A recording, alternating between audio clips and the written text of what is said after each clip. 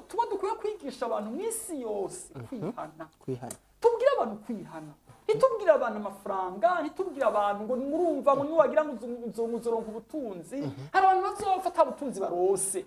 Gikurusi ugutunga, gikurusi ugukena, gikuru kwizera uwo Kristo. Ukizera Yesu, mbega umwizera gute? So kumwizera ko wagiye mw'ishengero ukicara. Oya, ni ukwizera ko wumvise ubutumwa bw'umukozi w'Imana ariko arigisha ugatahura ijambo kwihana. Uyu munsi dufise abakristu baja kwihana ko babuze akazi. Dufise abakristu baja gukizwa kuko bari mu bushomeri.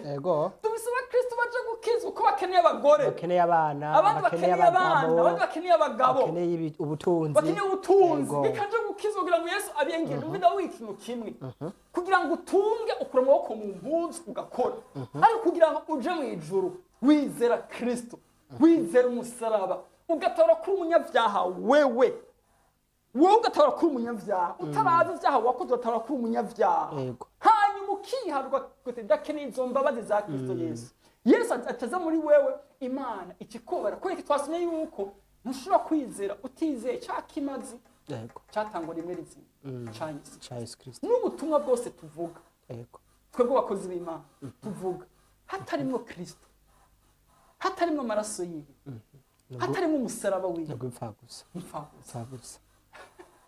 Sivyo?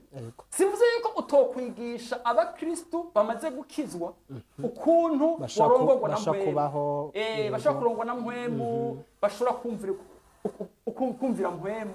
Ariko cyane cyane hagarara ku maraso, ku musaraba, ku kimaze cyatanzwe rimwe rizima cya Kristo Yesu.